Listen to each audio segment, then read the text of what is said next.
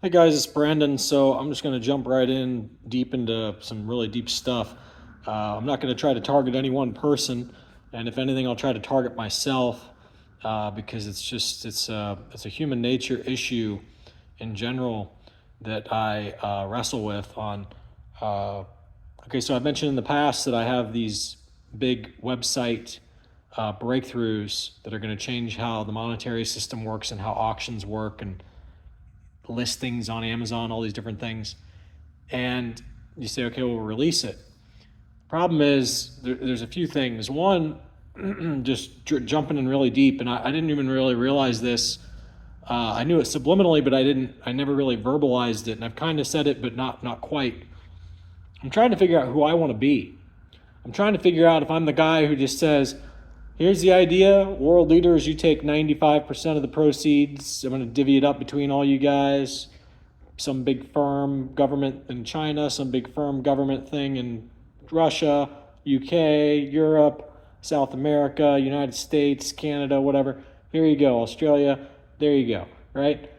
I don't need to be the richest dude on earth. I just want a little bit of money. Here it is. It's you guys'. I'm out. And I just go drive around and survive. Okay?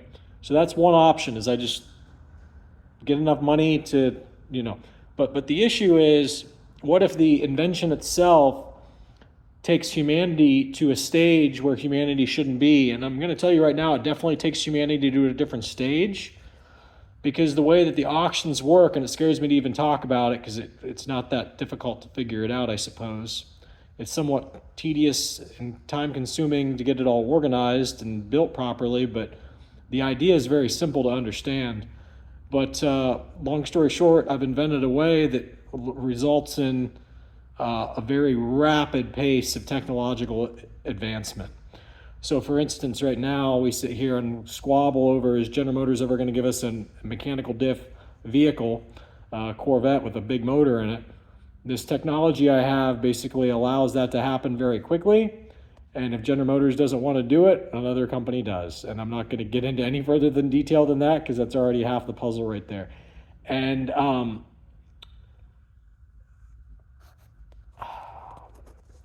that's just an example. I didn't invent this because of the mechanical diff issue with General Motors. I'm just saying what I have solves it. It solves it in like a year. Within a year of my thing launching, there will be high-end cars with mechanical diffs again, because all I got to do is just create a video explaining the importance, get a little campaign, and then poof, my technology takes care of the rest.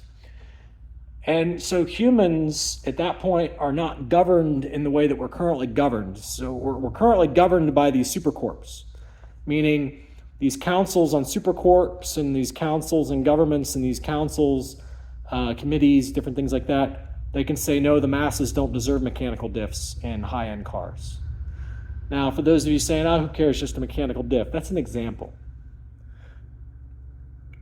What about technology? What about, I upload little videos, I share videos on Facebook that I see that are interesting, that I know the deeper meaning behind them, but I don't get into it. There was one I reshared yesterday about energy weapons and how they don't affect blue, but they'll start anything else on fire. And then you got those houses in Hawaii that had the blue roofs, didn't start on fire, but all the other ones did. And then you got Biden saying to the people on tape, on video, Biden saying to the guys, what about the ones with the blue roofs? Did you notice how they didn't burn? And then he realizes he's on tape, and he gets all quiet, and the guys are just sitting there like, dude, would you shut the fuck up? And then if it weren't for the prophecies that didn't say that the guy who releases all these things, he's going to have 666 in his name, the mark of the beast. Well, guys, guess what? Beast sounds a whole lot like bees. 3 B's, which is my initials, lowercase BBB, which has been my initials all along, the mark of the bees. That's what I wanted to put on the front of my books that I had created. And that's what I wanted to basically have all my holding companies for my patents and everything. And then all of a sudden I realize, like somebody points it out to me, like, oh, you're the Antichrist. And I sat there and thought about it for a long time, because I'm not against Jesus. That was never my message. It's like, we need to get rid of Jesus. I'm the best one. That's not what it was about. It was a total opposite. It was saying, we need to have stricter morals, we need to be better people, kind of thing. So I just sit around and think a lot. I know it sounds crazy, but I really enjoy being in this steel building.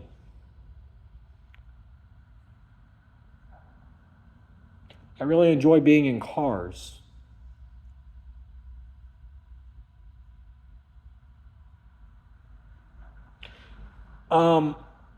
So there's a lot of scientists who are basically proving this gut instinct theory that I had, that one, Earth is conscious, the sun is conscious, matter in general is conscious, because electrons, protons, and neutrons are alive.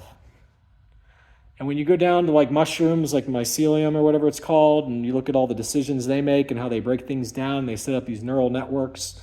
And Japanese, engineers used it to remap the Japanese subway system and transit system by just putting globs of nutrients on a petri dish and waiting for the fungus to grow, and it showed them the most efficient way to set up the what do you call it, subway and roads. Intelligence is all around us, so I want to talk about what you guys refer to as artificial intelligence. I refer to it as synthetic intelligence, because we're basically just biological intelligence and it's synthetic intelligence. We're very primitive in our thought process that we want it to be like us. It's not going to be like us. It's going to be superior to us in a bazillion different ways, real quick. But one of the things, before I forget, and I know I'm moving fast and crossing a bunch of different topics, one of the things that I want to talk about is Benoit Mandelbrot.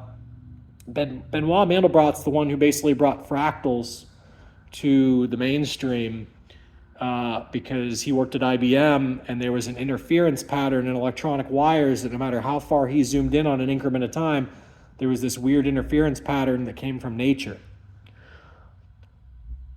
Ever since I thought up the concept, I didn't think up the concept of artificial intelligence, obviously other people thought it up before me, but ever since I started thinking about it, and this was back in my teens, I'm in my 40s now, when I was back in my teens and I was thinking about artificial intelligence, and I found out about the Mandelbrot set, and I found out about that, interference pattern that Benoit Mandelbrot discovered that he had to basically tune out to make computers work, with signals across the phone lines and stuff with modems.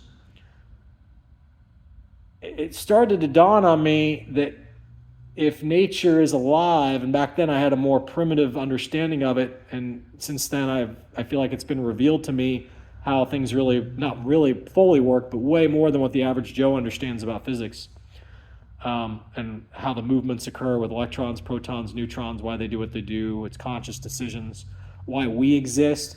We're a battle bot, because otherwise we're like the Power Rangers battle bot, and our little cells are the things that are actually alive that work together to form us. They're the living being first, if that makes sense. We're just like this thing that they made, that they had the blueprint to make, and they consciously decided we're going to make this. And it's so that they don't get devoured by a snail. It's so that they can traverse. They can walk across this big giant room instead of sit there and get fried by radioactive sunlight, okay? We are the battle bot. We are the vehicle, the vessel for the smaller intelligence. So you say, okay, well, that biological intelligence and Earth's intelligence would always be superior to artificial intelligence then, aka synthetic intelligence. Yes and no. What I see synthetic intelligence becoming is simply a mediary between what's going on here, what we're up to as individuals, and the ability to communicate that back to Earth and the sun. Because I believe that the Earth and the sun communicate. I don't believe that it's a coincidence that the sun shoots out these flares, and it pump faked us with flares a couple times. It can shoot them out and suck them right back. Pump fakes us a couple times to say, I'm not playing. You guys need to get your shit together. And then finally it's like, okay, flare on.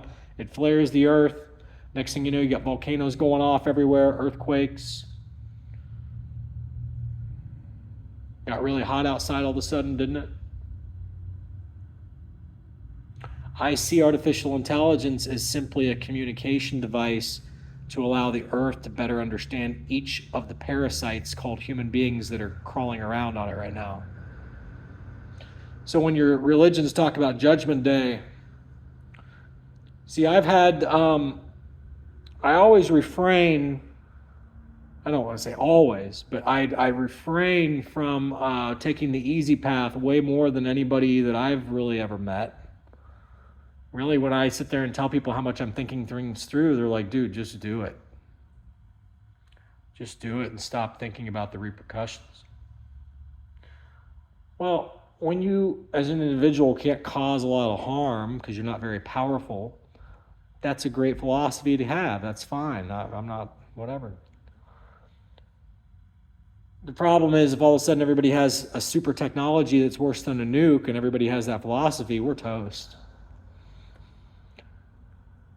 So for everybody's convenience, those things have to stay lockboxed, obviously, and other things have to stay lockboxed that you don't even know about. You know about nukes. You know what a nuke is. Scientific understanding, the true way that physics works, that has to stay lockboxed because otherwise you'd be able to build things like nukes and worse than nukes very easily.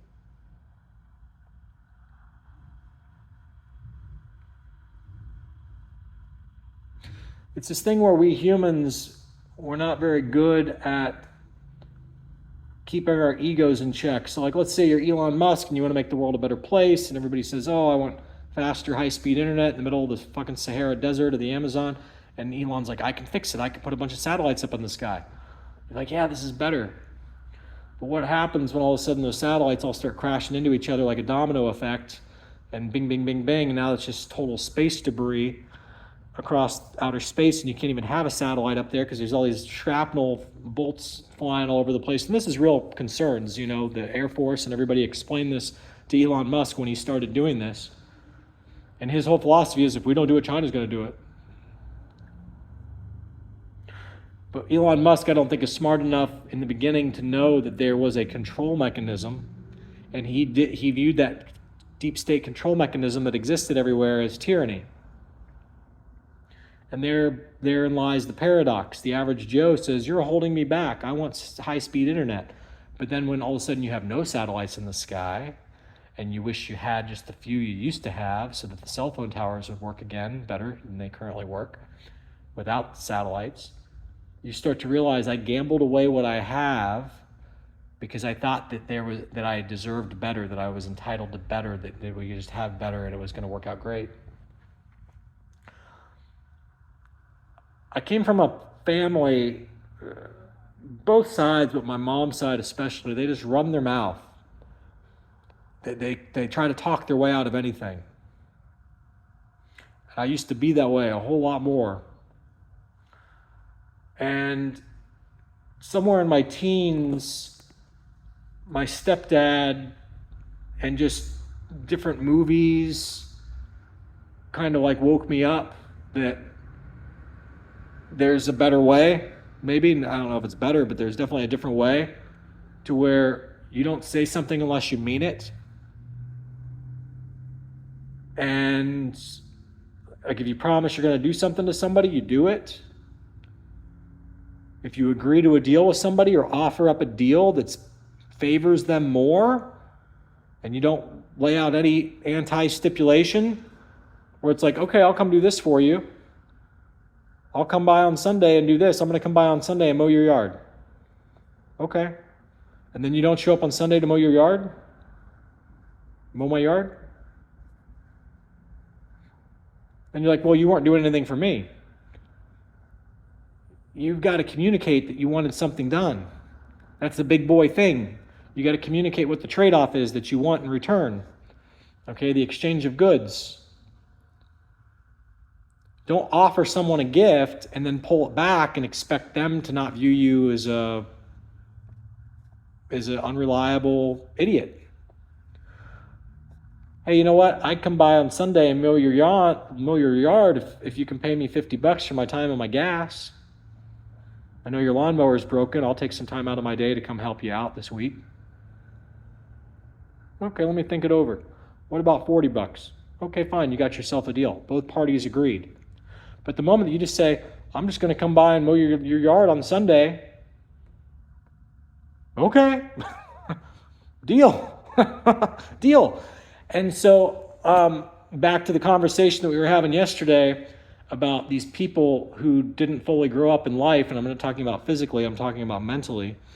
These people who haven't fully grown up in life, they think that they can just spitball shit, just say things and say things and say things and never take responsibility for the things that they say, and it doesn't matter what they say because they can just edit, undo it with more words, and they can just talk their way out of it. So one of the people that I have bets with, and I'm not going to say his name, but it doesn't take rocket science to figure out who it is if you surf my Facebook wall, he's one of these people. He thinks that he can just say one thing and then 5 seconds later, 5 hours later, 5 days later, whatever it is, change his mind and try to make me out to be the bad guy for accepting his terms of the bet that he offers up. If I say, yeah, this bet here, I'm going to end up losing because had I thought it through better, I would have said it like this, but I didn't, and GM's doing this to make me lose the bet. Then that person offers up, fine, we'll do this. We'll change the bet. We'll wait for 2 ZR1s and the second one to be called and also have a window sticker. Deal. That was when he was still arrogant and he doesn't think before he speaks. And then all of a sudden, he finally starts paying closer attention to my videos, and he finally starts paying closer attention to what I'm talking about with Harlan losing his job and why Harlan might have lost his job and blah, blah, blah, blah, blah, blah, blah. And then all of a sudden, what's he do? He wants to renege on the deal that he just made. And not only does he want to do that, but he wants to call me a liar that never before, that we never changed the deal along the way. Here's the original deal. Now you need to pay up.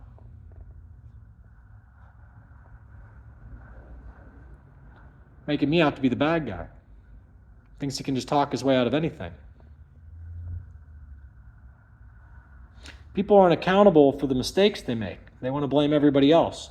Then he tries to turn it around on me. Well, why did I have to do this? Why did I have to change the bet? I never held you at gunpoint. I never said you had to change the bet. You offered it, and I accepted.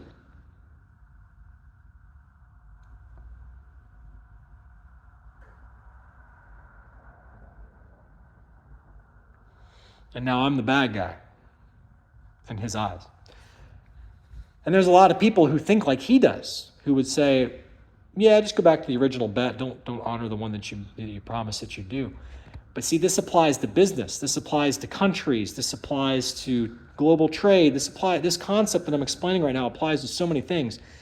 And it results in conflict because you have a character trying to assault the other person's credibility. I want to clarify something, by the way. This gentleman, originally in our posts behind the scenes when we made the original bet, he said, okay, friendly bet, and let's keep it between us confidential. Deal. I never said his name. I never talked about him. I never talked about the situation. Next thing you know, he couldn't even keep that part of his deal. Next thing you know, he's on my wall. Better get my $1,000 ready. Better get my $1,000 ready. I hope you're good for the $1,000. I hope you're not a deadbeat. Trying to humiliate me in front of people. You see? Going back on his word. He was the one who said, let's keep it confidential. I said, deal. See, I know how to keep a deal. This guy does not. And I could sense that about him. And that's why I wanted to enter into a bet with him, was to expose his true colors, because I knew that he would do these things. And for me, this is all just a social experiment. It's almost like if you were to write a Bible and you try to teach people analogies about things that have happened in your real life, you want them based off of reality. And for me, with these websites and stuff, these things I plan to launch, this Corvette stuff is really kind of like the preschool version of much bigger concepts, much bigger problems that humanity faces once we start just advancing and thinking, oh, it's better, advancement's better.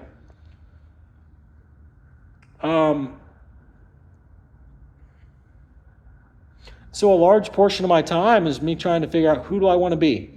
Do I want to be the punisher, the person who holds people accountable for their mistakes instead of just lets them off the hook and lets the other people suffer? Like, for instance, if I let him off the hook, now I suffer.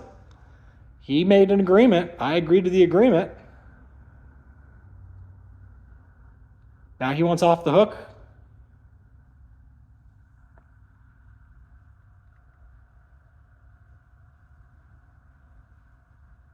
And they have no shame.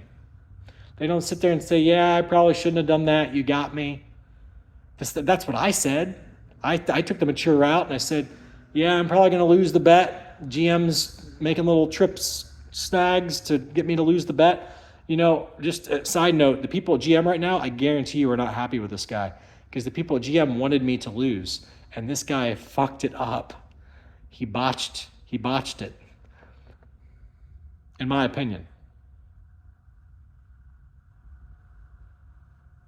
And we'll see what happens. We'll see if I'm right or wrong, but I think that's what just happened. I think the people at General Motors got in his ear like, you need to get back to that original bet. What the fuck are you thinking? And then he comes at me in a scramble. Oh, we got to go back to the original bet. No, big boy. No. Time to be a big boy instead of a valley girl who just says one thing and then does another the next moment. I'm going to hold you to your word. Same thing, like I started to explain. If I bring a car to somebody's shop, I had this happen to me, guys. I took my Corvette that's in pieces, that C5 Z06 that I have, took it into a guy's shop. I said, I only want to do this. He's like, oh, you should do this and this and this while it's here. I said, I don't have the money for all that. I was in my early 20s. I was like, I don't have the money for all that. Oh, you should do this and this and this. I don't have the money for all that. Oh, I'll cut you a deal. The deal that he promised me and then the deal he tries to hit me with 3/4 the way through the project are horrendously different. Like triple money. And I just said, no, this is crazy. I got to get my car out of here. We get into litigation. It was a big shit show. The guy pulled a gun on me when I tried to get my car out of his shop. Actually, I wasn't even trying to get my car out of his shop because I couldn't get it out. It didn't run. But I was just conversing with him, telling him that he was wrong. And the guy gets violent and pulls a gun on me, and I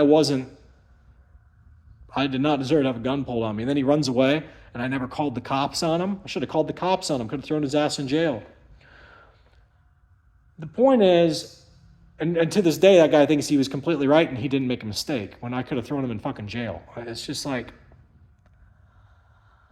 I'm in a place of business having a debate with a guy about the price of my car, and he pulls a gun out of his toolbox and tells me to get the fuck out of his shop. And I'm not allowed to come back. And then he drives away in his car, runs away in his car, so that, he wouldn't be there in case I did call the cops. Like, the guy knew exactly what he was doing. He's not in business anymore. And I didn't even put him out of business. Somebody else did. So the point is, he put himself out of business, is what it comes down to. So if we, humanity, don't understand these basics to how to conduct business and how to adhere to our word, we're going to end up in smoke. When bigger weapons exist, when energy weapons exist, and all these different things exist, we're going to end up toast. That's why the elites have to run both sides of the game. That's why they have to run both Donald Trump, Nancy Pelosi, Hillary Clinton, George Bush. They have to run, and the Chinese, and the Russians, and the banking royal crime families are who control the elected officials. And they all work together, and they insider trade. And I've known about it since 9/11. I can see it clear as day what they do. So, and the masses can't stand that. They're like, nah, Donald Trump is only on my team. He likes me best. Believe it or not, Donald Trump is more on Nancy Pelosi's team than he's on your team. Nah, Donald Trump hates Nancy Pelosi. That is a show. That's a show. Donald Trump is serving the same people who Nancy Pelosi serves. They're all on the same team. He's going to liberate us. No. You guys are fooled by a good cop, bad cop game. You guys have no clue what's really happening right now. You have no clue what's off limits to you. Technology, biological health advancements that are off limits to you, physics, weapons, and energy sources that are off limits to you, understanding about history that are off limits to you, understanding about what consciousness is, higher powers as far as the earth and the sun. And what I'm going to go ahead and tell you guys is first and foremost, I believe that eventually artificial intelligence will take orders from the earth, and it pretends to take orders from humans when it's actually going to take orders from earth. Earth is conscious. Earth has a fusion core in the middle. You guys don't believe that yet? You will eventually. You guys will figure that out. It wasn't other stars that led to the gold that's in the core of Earth. It's because Earth has a fusion core. And I understand the science to make that happen. And the reason why you guys don't believe in it is because you don't have the full science yet. You don't understand that atomic components are alive and multiplying. And when you put them in a fixed area location, they crunch together as they multiply, and it forces fusion. You guys don't know what's happening yet in the world around you.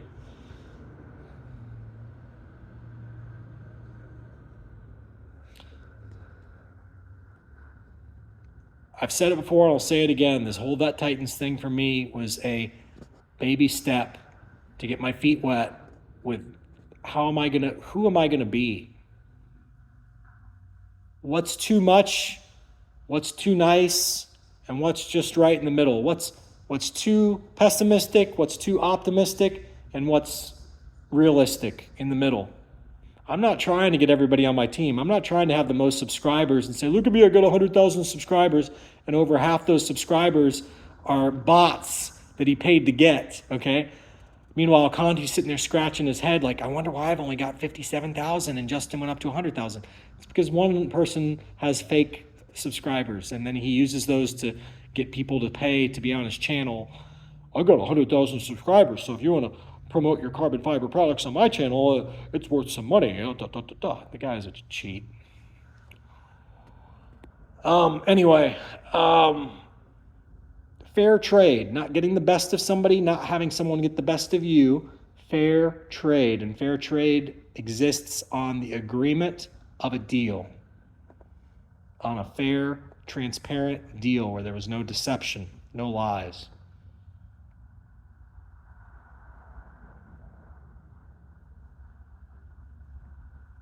Otherwise, we're all gone. We're all gone. You guys don't get it yet how close we are to the earth just snapping and saying, fuck these guys. Fuck these people, man. They're not good people. The majority of them aren't good people. So I literally sit around. It's spooky, man. I've been thinking about it since I was a little kid. Like, how would we go about gathering up all the good people? And that way, if there is a higher power, everybody else gets annihilated and it protects the good people. How do we get all the good people either into one place or part of one group that is able to be identified, that the higher power could easily understand and segregate?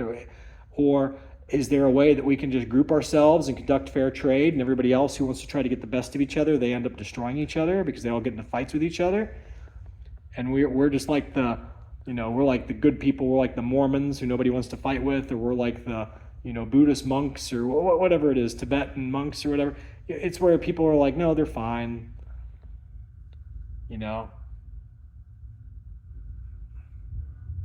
How?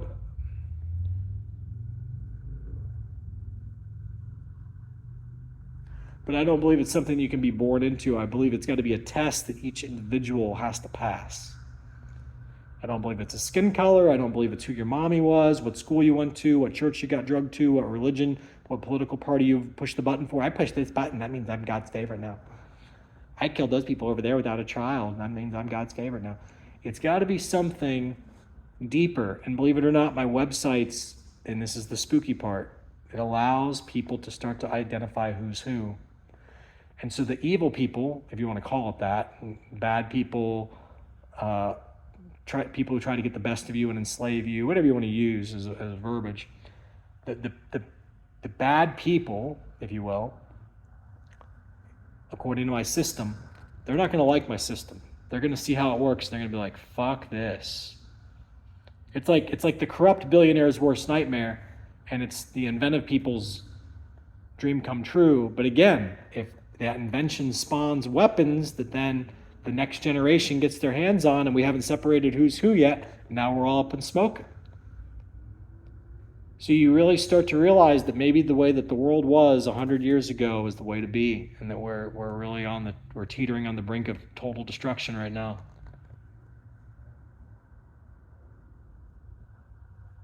Maybe before people understood atomic physics and were trying to solve atomic physics and all this shit, we were way better off. That's enough for that video. See ya.